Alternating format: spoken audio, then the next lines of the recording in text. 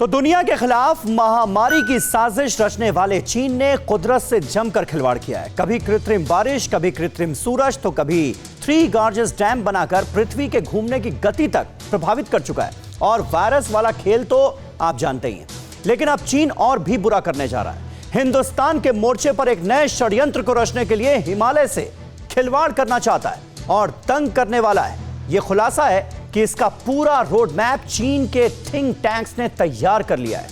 क्या है यह नई साजिश, इस रिपोर्ट में देखिए। ड्रैगन लैंड से हिंदुस्तान के खिलाफ साजिशों का सिलसिला थमने का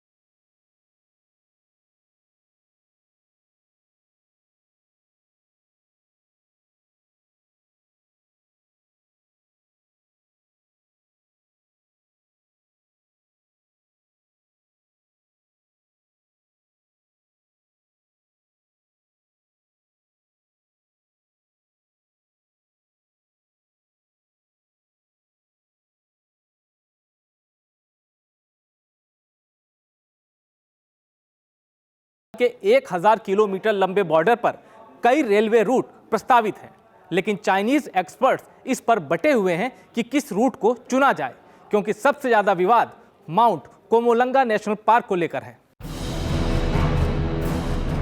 दरअसल माउंट कोमोलंगा नेशनल पार्क में ही माउंट एवरेस्ट स्थित है और ये एक सुरक्षित क्षेत्र है। इसी मार्ग से 30 किलोमीटर की सुरंग के जरिए चीन ने रेल लाइन को पार करने का फैसला लिया है, जो अंतर्राष्ट्रीय कानून के खिलाफ है।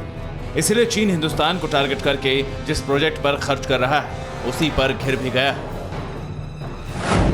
चीन नेपाल सीमा पर 6 रेलवे रूट प्रस्तावित है। सुरक्षित क्षेत्र माउंट कोमोलंगा नेशनल पार्क है। 1/3 से ज्यादा टनल इसी जोन में आएंगे।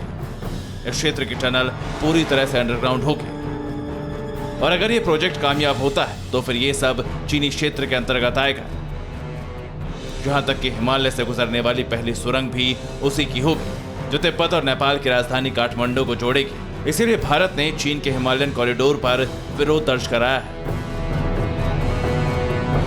भारत अपना ज्यादातर व्यापार नेपाल के साथ करता है, लेकिन चीन हमदर्द बनकर नेपाल से अपना उल्लू सीधा कर रहा है। नेपाल के कई नेता चीन के काफी करीब आ गए हैं और अब अगर ऐसे में ये रेलवे कॉरिडोर बना तो भारत और चीन के इस नए बफर जोन में सैन्य तनाव फिर से शुरू हो सकता है।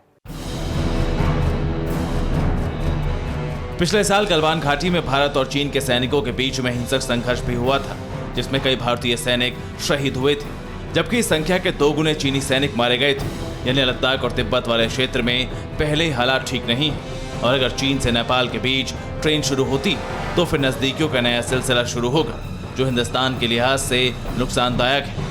यानी चीन भारत को अब चुनौती देना चाहता है और इसके लिए नेपाल को संसाधन बनाकर इस्तेमाल कर रहा है। Bureau report, TV9 Bharatvarsh. फिक्र आपकी, सोमवार से शुक्रवार रात 9 बजे सिर्फ TV9 भारतवर्ष पर।